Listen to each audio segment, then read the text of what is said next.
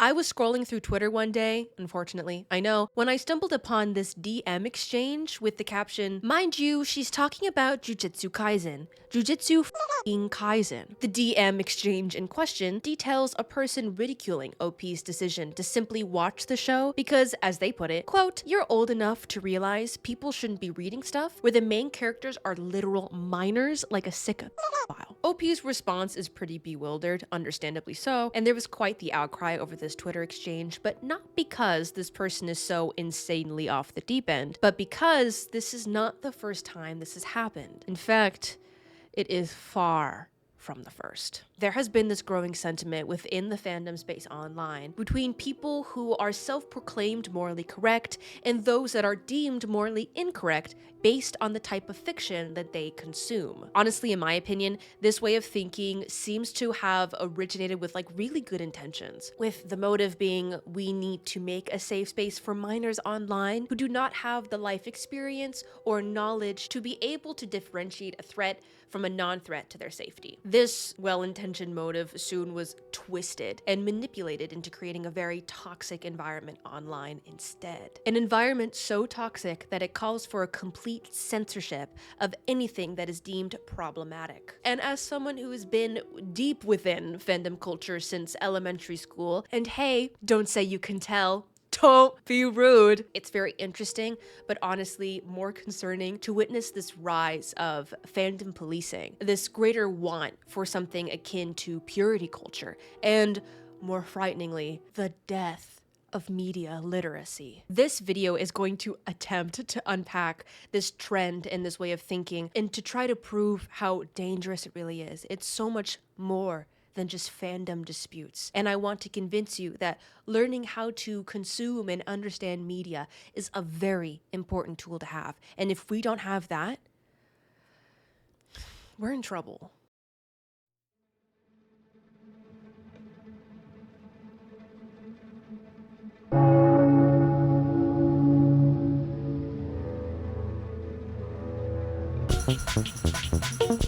Hey, my name is E, as in like, illiterate! And welcome to, or hey, welcome back to my channel. And before we begin this tackle of this monstrous discussion, I ask you to please like and subscribe because... And of course, follow us over on twitch.tv/E is social. Okay, let's get started.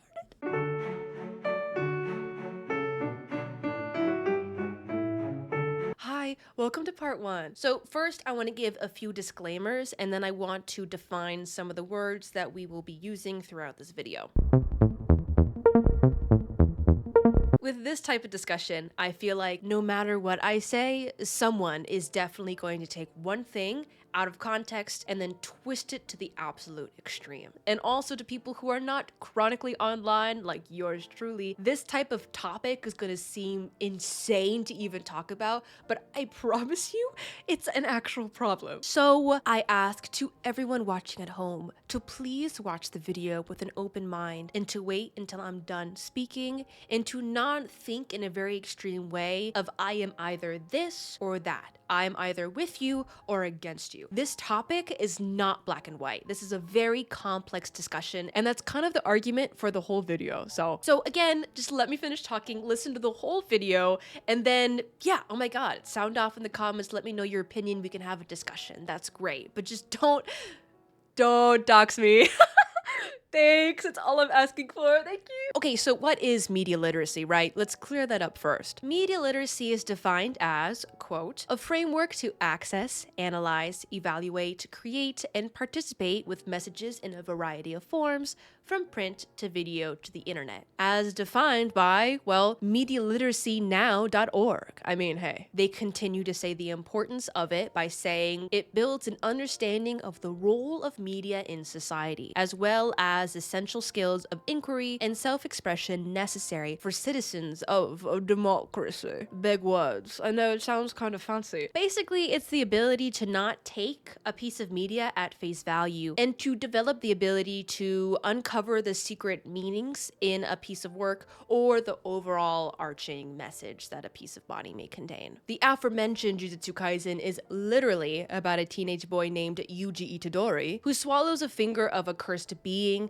and must find a way to get it out of him or to kill the being, right? Or media literacy tells us that it is a story about fighting inner demons, about finding worth or purpose in your life, about how friends can turn into family, and more importantly, that DILFs are so hot, girl. Hey, Nanami. Purity culture stems from Christianity, where it became a very popular movement in the 1990s and 2000s, primarily in America, though different parts of the world may have their own similar values or were affected by this movement. It's a religiously driven notion of purity, where followers are to abstain from before marriage so as to remain pure. This naturally leads to a lot of adverse language and regarding sexuality and as a whole as taboo and not to be talked about. It's a cleanse of sorts to rid yourself of the sinning filth that is your sexuality. It's a very complex topic in and of itself, as you can tell, but this is just a very basic definition of it. I'm using this term just to compare it with this growing need to sanitize everything online. What's happening online is not directly purity culture, but it's very similar to the ideals of it. Are you still with me? Okay. Let's continue. So why was it important to go over these terms? As I mentioned at the start of the video, there is this growing sense of hostility in fandom spaces online, where it's a trend to police content and each other. It's this fear of the problematic, of what kind of content that you either create or digest and how it directly reflects you as a person. It's this weird Red Scare equivalent of people weaponizing social justice terminology to attack, bully, and harass those that consume content that is abstractly deemed as problematic. It's kind of hard to describe this phenomena, as you can tell with these very vague words in a vague way, so I will be giving examples momentarily, don't worry. As I have mentioned, I have been part of fandom since elementary school, and it is a huge chunk of my life, and being in online fandom spaces have changed my life, genuinely. It is a way for me to enjoy my nerdy interests with others, to be in a very predominantly queer space more often than not, and also it's just a safe place for me. So when I started to question and doubt myself and overanalyze myself based on everything that I consumed or didn't consume, I had to take a step back and reflect on what the was happening. The thread that quote tweeted the opening example is the thread that was the last straw and really inspired me to get my thoughts together and to make my own video. This thread, with the OP being Fujikakuren, tears into how dangerous it really is to lack the ability to think critically, and also pointing out that saying everything from Japan is bad, that the original text exchange said at the beginning of the video, is, well, racist as crap, but that's a whole nother conversation. I highly suggest reading this thread. Fujikakuren's got some great points in there. And also, I wanted to thank them for their very succinct, awesome thoughts, and thank you for the inspiration. UH. So if you don't actually believe me on the severity of this situation, let's break it down with a few relatively recent examples. I'm like, what do you say fuck me for? Hi, welcome to part 2. Recently, like late November 2023, there was a rush of controversy online surrounding 4 K-pop idols: TXT's Soobin, ATEEZ's Mingi, 17's Woozi, and NCT's Taeyong, were all saying at some point in time that they either enjoyed or have watched the anime Made in Abyss. K-pop fans were very quick to cancel and harass the idols for watching the anime or enjoying the anime, as they have deemed it problematic. Yeah, that word's gonna show up a lot in this video. Just get ready. Made in Abyss was one of the most popular anime and most critically acclaimed anime of the year when it was released in 2017. So y'all are a little late to the hate train, just a little little bit. It's a very mature show. It has very dark themes. It follows young kids through a dark chasm and has the rating of TVMA in America and R15 plus in Japan. Yeah, you know, bad stuff happens to the kids. There was one scene in particular towards the beginning of the show that showed the main character in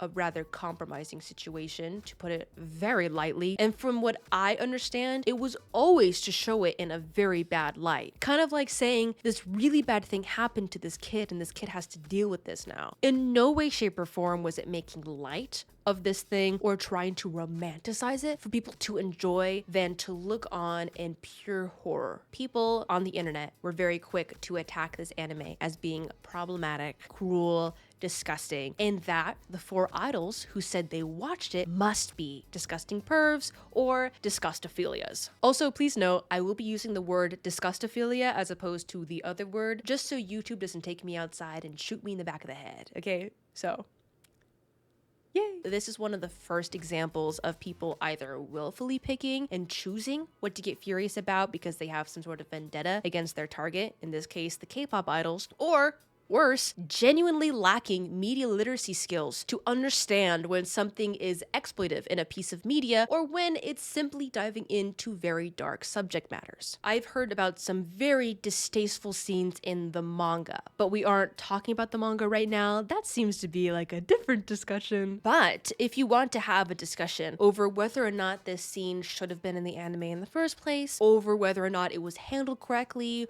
or it contributes or takes away from the character's progression in the story, or if it was just there for shock value, then yeah, that's what the conversation should be about. But just merely having content that is dark or disgusting in a show or piece of media that is rated as having such is not inherently problematic. Yippee! Especially with it being one of the most acclaimed animes of 2017, then what are you gonna do? Attack every single person that watched it? It's gonna take you a while. Or are you only gonna attack the idols that you don't like? I also would like to remind you that some of the biggest shows in the West are Game of Thrones, Breaking Bad, and The Boys, dude. I hate The Boys. It disgusts me. It traumatized me genuinely. I don't want to go into it, but I'm not going to say that every single person that watches The Boys is a bad person. So the people who consume media that has dark topics in it aren't tainted by those dark topics. One example down, on to the next one. Hey! So if you are a regular in my channel, you know that I talk about Genshin all the time, and I know this type of video is different from what we usually talk about, but it definitely applies because, girl, you know how rampant this type of thinking is in the Genshin fandom. When the character Eula was released, there was a wave of outcry in the Genshin fandom due to her belonging to the Lawrence clan, which is a family lineage that used to rule over the city of Mondstadt before they were overthrown due to their tyranny. During their rule, girl, they own slaves. Uh-oh, bad, very bad. And because it's so bad, Genshin shows it in a very bad light. And how Eula as a character is trying at all odds to either fix her family's name in the city while also being estranged from it. She's complex and her boobs are just so...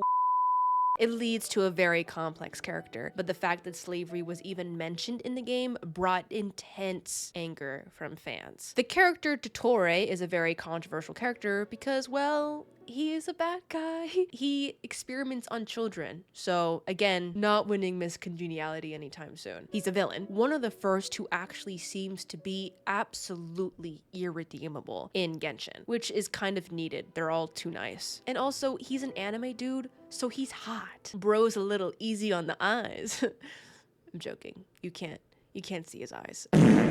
But some believe that if you find Dottore hot, or he's one of your favorite characters, then that means you will excuse his actions and condone them. I found this Reddit post detailing how when OP told someone else that they liked Dottore as a character, the other person started to yell and call him a disgustophilia, and that the Dottore liker supports abuse. Another person on HoYoLab, a place to talk about Genshin things, complained about what it's like to be a Dottore enjoyer, that they get sent literal death threats from other players in the game for advertising their enjoyment of Dottore and had to explain, quote, "People who like Dottore are not red flags. We do not support what he does. We are not subhuman. We have feelings too." And later went on to clarify, furthermore, if you're going to insult, dox, or send death threats to people who have different opinions on characters to you, hats off to you, I guess. You're a worse person than Dottore because even he wouldn't stoop that low, which is crazy to say, but like true. There are a ton more examples within the Genshin fandom, but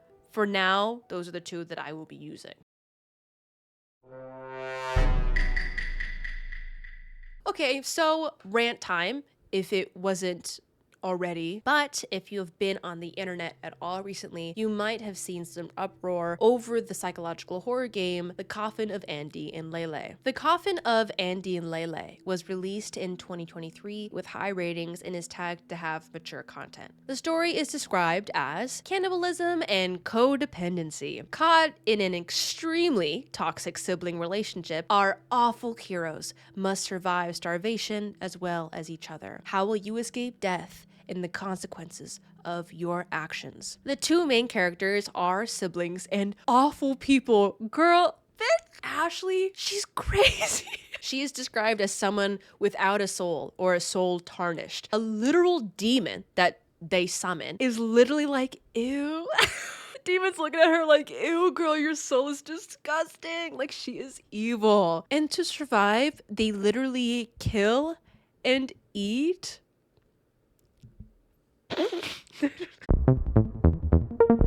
And in order to survive, they literally kill and eat. They consume a few people here and there, you know, as you do. And then, spoiler alert, not that I think that you care, but they kill and eat their own parents. I'm sorry. I'm sorry, that's crazy. Cannibalizing your parents, never a good thing to do. I think it's camp. Like, it's so f***ed up. At some point, you just have to look at it and go, slay. You know, boots the house. Ashley is very manipulative and manipulates her brother into actually doing all the dirty work. And yeah, dude, there's a crest scene. I'm using the word crest as opposed to the other thing because I don't want to get shot. Right, okay. So, when Twitter and TikTok heard about this game, they loved it. I'm joking. You'd think that they'd be upset over the parents getting eaten for dinner. You know, what's on the menu? Papa. But, no. Here are some of their responses. I don't care how good the game is. I'm not playing a Crest game. Those 98% of people are all good, so their opinions don't matter. Don't care. Crest is bad in my books. You know what, guys? I can allow parental cannibalism, but kissing your brother is where I draw the line.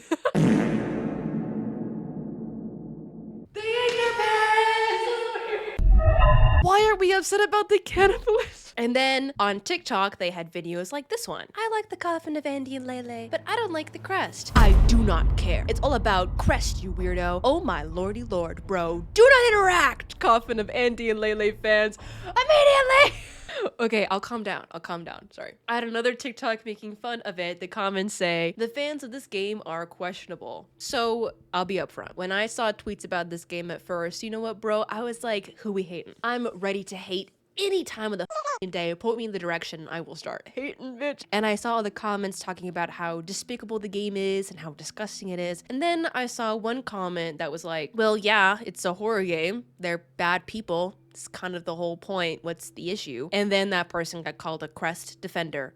So that kind of rang differently for me because I was like, well, if it just has crest in it and it's not like romanticizing it, then I don't see what the issue is. So I did my own research on the game and saw what it was all about. And hey, just because crest is in the game doesn't mean the whole game is about it, nor that it's romanticizing it or celebrating it. If you played it, which I know none of you have, because I guarantee munching on dad's leg would have been the first point of issue. I guarantee it, dude. You will see how toxic the relationship is. It's not glorified. It's not celebrated. It is shown as it is disgusting and horrible. It's a horror game. And honestly, hey dude, I'll say it here first. If I went into this game and saw how horribly abusive and manipulative and toxic the sibling relationship was, I would be genuinely surprised if Crest wasn't a part of it, because hey, it's bad and all those other things are bad too, and it's an unhealthy relationship. 1 + 1 = 2. Crest would be involved, theoretically speaking, because that's kind of realistic, you know? But also saying that, dude, of course I do not support Crest. Just because I enjoy the game because it's a good game that tells a cool story doesn't mean that I support Crest. Doesn't mean I'm sitting there like, oh my god, Indian Leyley, OTP forever, love is real. I'm not saying that, dude. I'm just like, damn, these people are up, and that's the point of the game. It's all about dealing with consequences and learning how to live with those consequences, your sins, and in your own skin. Also, not to be like, actually, it's like the bad ending, and it's also not a canon ending from where the game currently is in development, since it's not like fully done yet. And before you click on that route to get that ending, the game literally stops you and goes, hey, are you sure you want to click on this? So people saying the whole game is Crest obviously didn't play it or looked up anything about it, and instead just jumped on the hate bandwagon, which is the entire point of the video.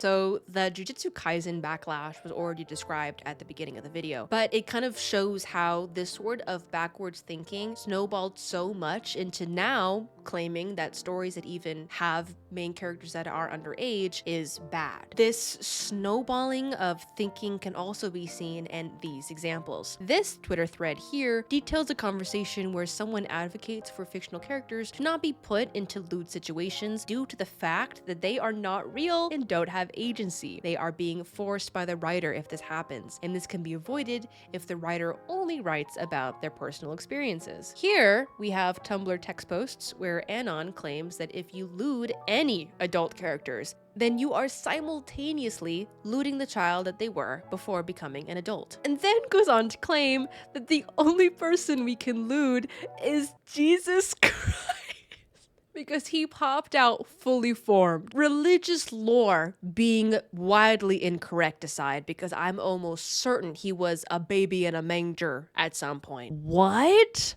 That's just going so far, dude. So now with these solid examples of media literacy being the absolute shitter, dude, and how it can snowball into the most insane takes on the planet, let's talk about, why does this matter?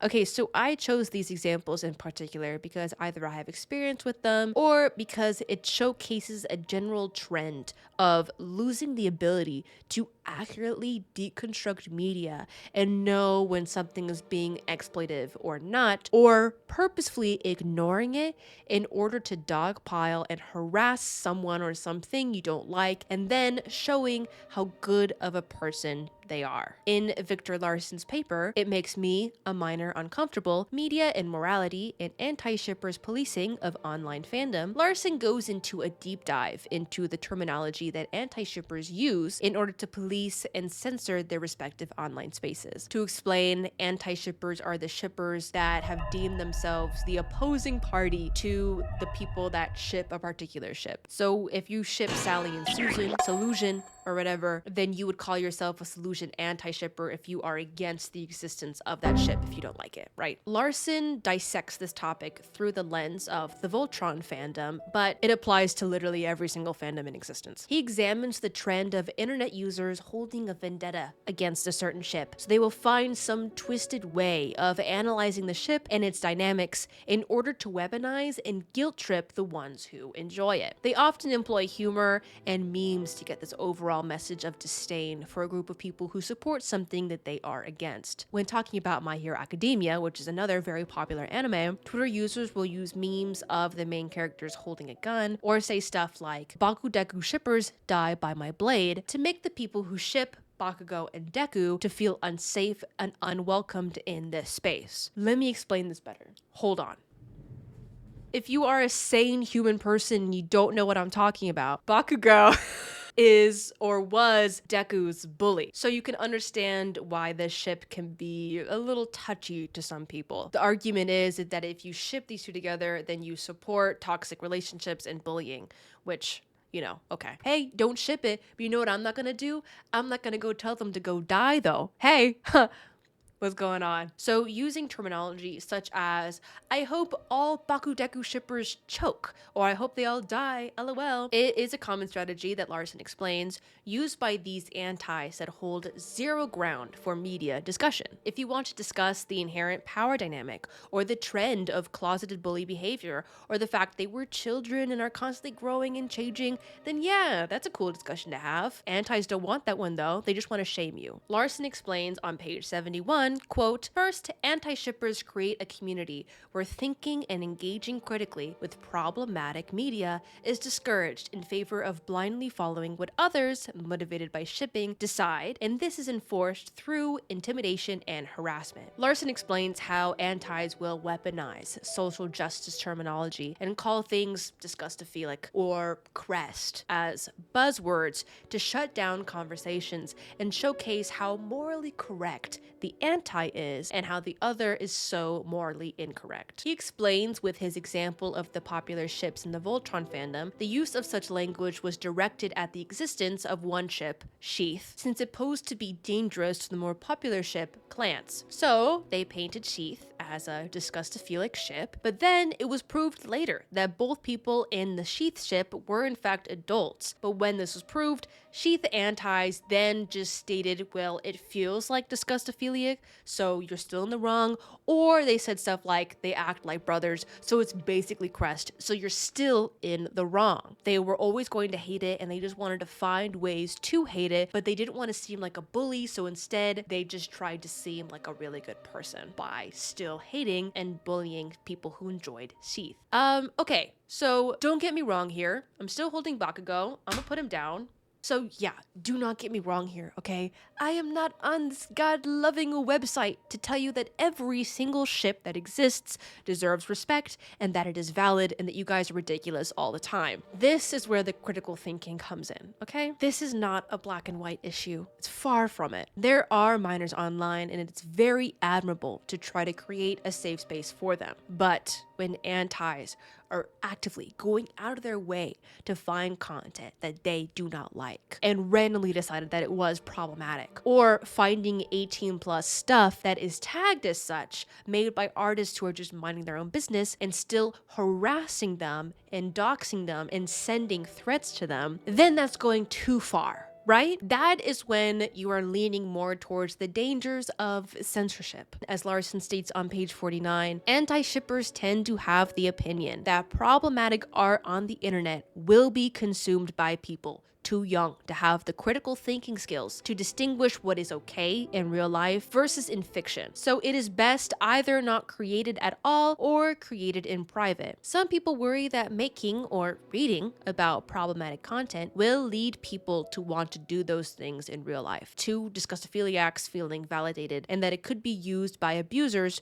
to groom their victims. But I'm under the opinion for the 18 plus stuff in specific, that if it is tagged and labeled with a warning as such, then it is the child's and the child's parents' fault for not monitoring the child's behavior. The internet is not a child-friendly space. It never was, and it honestly won't be. And I fear, God forbid, if someone was going to broom a kid, they're not going to sit there and be out of luck if they stop making Bakudeku fan art, you know? Also, the term problematic is a very loose one. It has seemingly lost its meaning, and instead of it describing something that is genuinely very dangerous, it is turned into this content, I don't like it, and anyone who does is a bad person. And of course, by saying all this, you are absolutely allowed to feel uncomfortable or perturbed by content online. Of course you are, dude. But the thinking comes in on whether or not that is the creator's responsibility for you feeling that way, or if it's on you for not blocking the content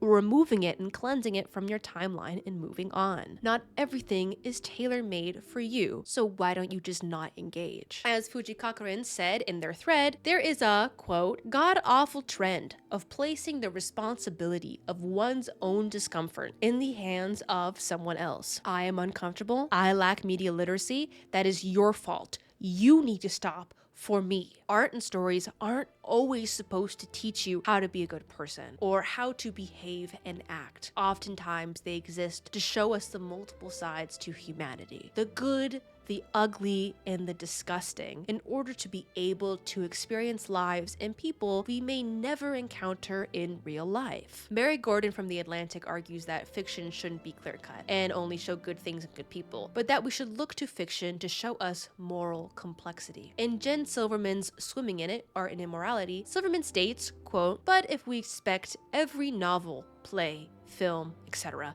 to be a PSA for good behavior, we lose access to the part of art that is connected to our humanity." In her conversation on the growing decline of media literacy and this upholding of vague definitions of what is problematic, she writes, quote, "I am troubled by the word problematic, mostly because of how fundamentally undescriptive it is. Tell me that something is xenophobic, condescending, cliched, unspeakably stupid, or some other constellation of descriptors. Then I will decide whether I agree based on the intersection of that thing with my particular set of values and aesthetics. But by saying it is problematic, you are saying that it constitutes or presents a problem, to which my first instinct is to reply, I hope so. Art is the realm of the problem. Art chews on problems, turns them over, examines them, breaks them open, breaks us open against them. Art contains a myriad of problems, dislocations, uncertainties, doesn't it?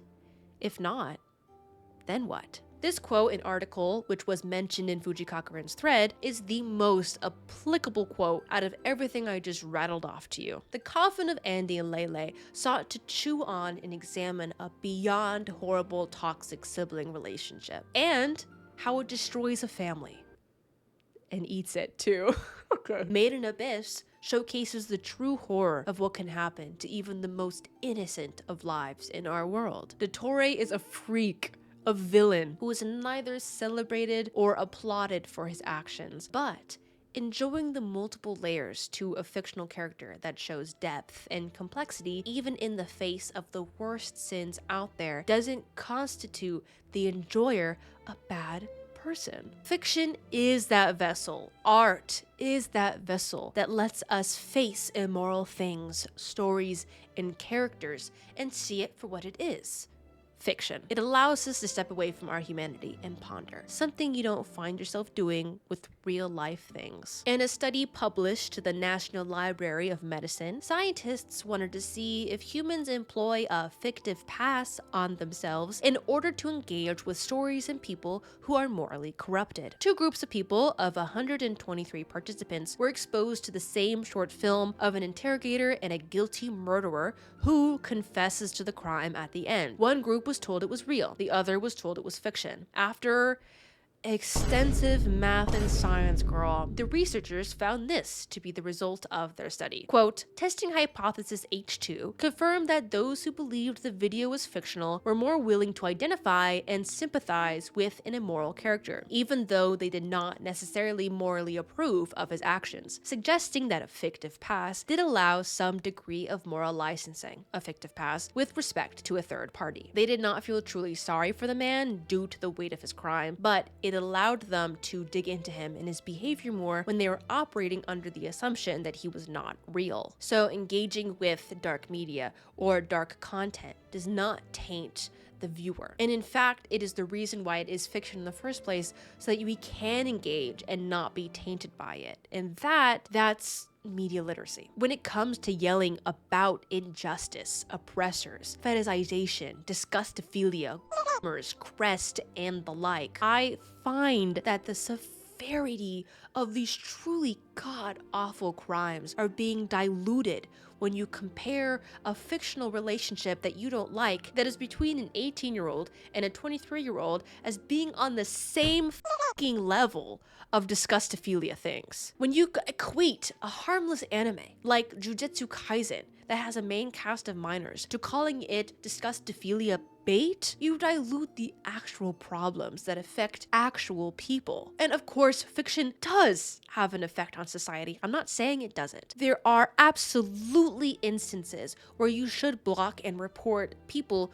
who are consuming or creating content that is irrefutably irrefutably concerning and disgusting. This is where the need of critical thinking and media literacy comes in. And right now you can look at me and say, well, I am being media literate and I don't like this X, Y, and Z thing. And it's my opinion and it's bad in my books. Sure. But then I challenge you not to threaten, harass, or dox others for it. You know what? Sure. You can chalk this whole video up to be a chronically online person rants for 40 minutes about other chronically online people, which is exactly what this video is, so you ate. But I also argue that it's so much more than that. If this next generation can't decide for themselves what is or isn't problematic, genuinely, and will just go with the herd in order to not seem left out or worse, a bad person, then that is just a recipe for disaster. It's not about whether or not you can understand or comprehend a random anime show or flaunt your media literacy skills and know what a metaphor is. It's about whether or not you can fall victim to real life movements that pose an actual threat to your life, like corruption in power or a cult, dude. An example of how dangerous this kind of thinking can be comes from a Reddit thread from the mother of a 14-year-old girl who was indoctrinated into what was essentially a Discord cult and was unfortunately being by an adult woman. The Reddit post has since been deleted, and after reading all of the updates, it seems like the issue has been resolved and the 14-year-old girl is getting help. Thank goodness. So I will very, very vaguely recount what happened to you just to respect the privacy of the mother who posted this. But essentially, the mother's child, who we will call Rebecca, I don't know, Rebecca was harassing and bullying another girl in her grade for shipping 2 Cookie Run characters that were 18 and 21 years old. Rebecca would scream at her and belittle her, calling her a disgustophile. When Rebecca got in trouble for this kind of behavior and was sent to the principals, that's when the mother found out. The mother found Rebecca's Twitter and saw that every single post was a quote retweet of lewd artwork where Rebecca would yell and threaten the artists for making disgustophilia material when the mother didn't particularly see anything wrong with the art, even though it was very graphic. Again, Rebecca was 14 years old. The mother found Rebecca to be part of this Discord server run by an adult woman who would send lewd art to the children in the server and encourage them to go and attack these people. Rebecca was unfortunately getting brainwashed and groomed by this woman. The woman would tell them she was the only good adult and that everyone else were disgustophiles, and it was their goal to harass them off the internet. So you can see how this trend of fandom policing, purity culture, and lack of media literacy was being twisted into something awful. Even a cause as noble as getting rid of disgustophiles was being abused. The authorities have opened a case since I last heard, and Rebecca is getting help, as I mentioned earlier, thank goodness. Rebecca unfortunately fell into the claws of a woman that told her that what they were doing was noble and good and correct. This type of behavior and engaging with media and weaponizing that media is dangerous. Another example can be learned from the developer of the Coffin of Andy and Leyley, who unfortunately was threatened with a doxing at the end of November 2023. Also, if you don't know what doxing means, it means to search for and publish private or identifying information about a particular individual on the internet, typically with malicious intent. So releasing where they live, their real name, a place where someone can actually find you and theoretically hurt you. So doxing is a very serious thing. A thread on a website called Soyjack was created committed to doxing the dev named Nimle, who, from what I understand, is a trans woman, so you guys extra suck. They were only able to find her relation with the gaming studio Kit9 and doxed some info from the studio, but didn't get a chance to land anything on her. But she, understandably, took this threat very seriously and proceeded to completely wipe her entire internet existence and then proceeded to sell the game to Kit9. She will continue to create it, but Kit9 will now be the face of the game and handle her social media. In an announcement from the studio, she stated wanting to be left alone. It's just people decided to jump on this hate bandwagon and label this game as something that I truly believe it is not, just because it decided to tackle some very serious dark subject matter. They wanted to seem like the bigger person so much so that they ended up creating an environment that contributed to an attack on Leyley's safety. No matter what kind of message you're trying to portray with this act of fandom policing and trying to reinforce something akin to purity culture indirectly and trying to seem like such a good person in front of all these profile pictures on the internet, none of it can be as important as putting someone's personal safety on the line. It's just disgusting. That's what it is. And the sad part about it is that that happens all the time.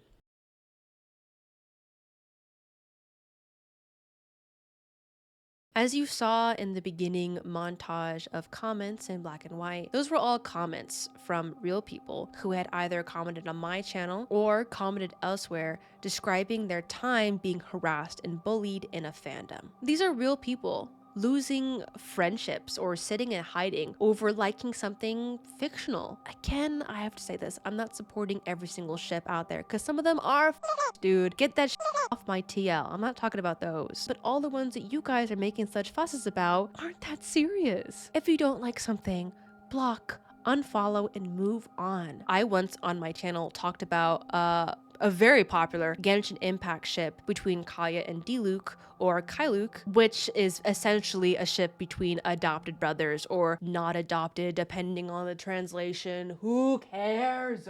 And I explicitly said several times how I did not ship them. But hey, don't send death threats to people who do. And as all I was saying, I was crystal clear about it. And you know what? Went on TikTok, saw someone call me a crest defender. Bro. I feel like another reason why this whole state of failing at media literacy and trying to reinforce pure and purity things is just kind of the state of media nowadays. All the big blockbusters are just hollow, over-commercialized, trying to please everyone and get all the money, both domestic and overseas. So it's all just good, shining good guys doing good with nothing of substance and a lot of explosions. Disney is like Disneyfying everything. Wish didn't even have a villain. We haven't had a villain in years, okay? Marvel is Marvel, girl. And everything else is trying to be Marvel. Big budget horror games are just highly polished jump scare machines with nothing of true grit in them. Hell, they even Disneyfied Five Nights at Freddy's. Why is Freddy a homosexual? But he ate. Fortnite is Fortnite.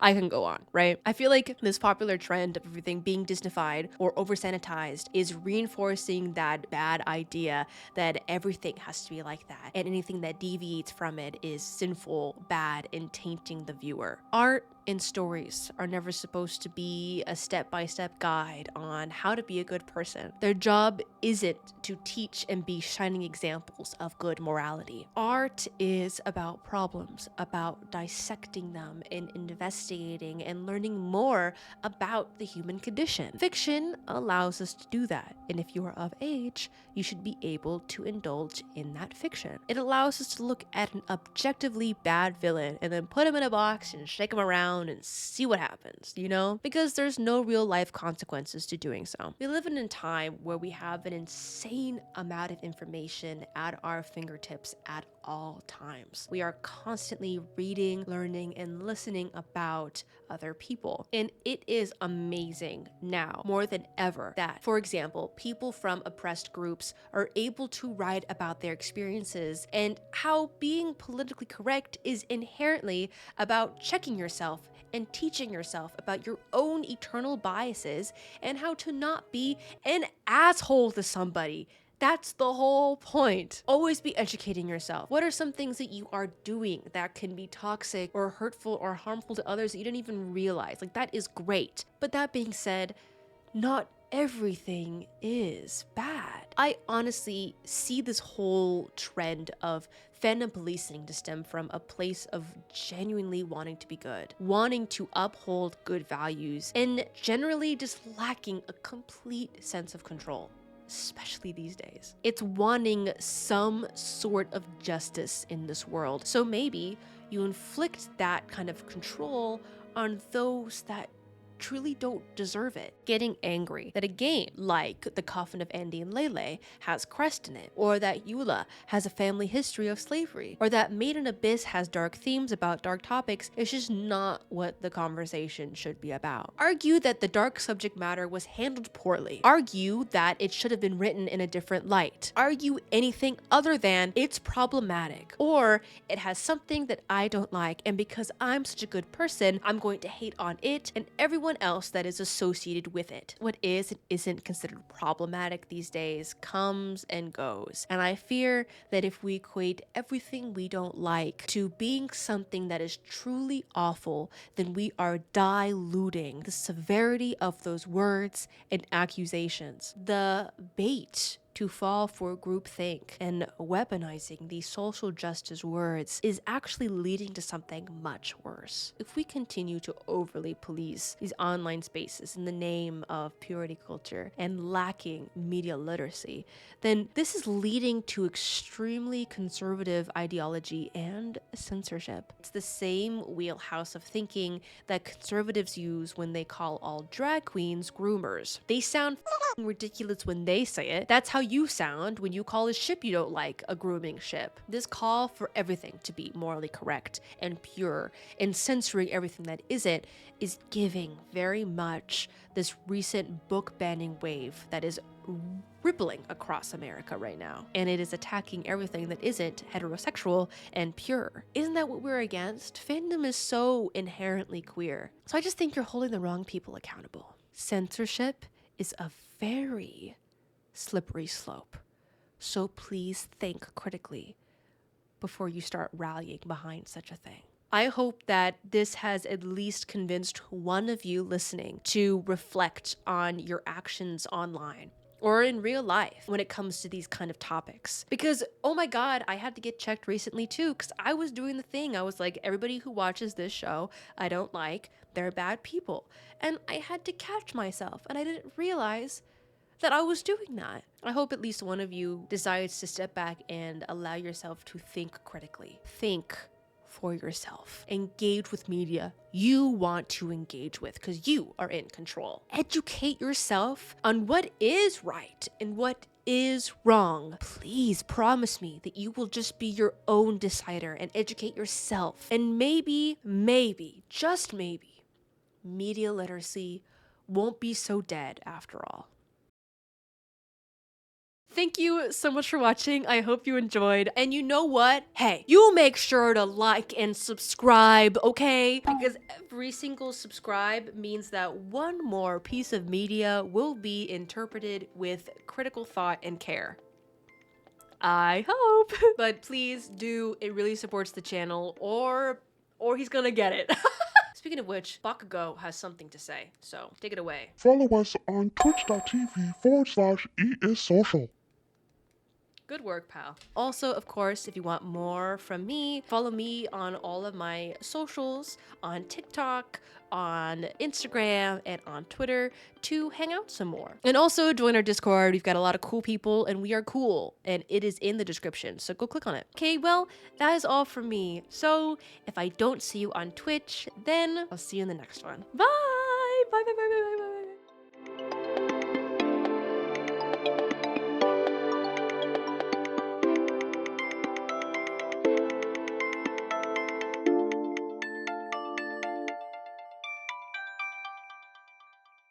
Okay, well, I have to go read some Yuri, so see you later.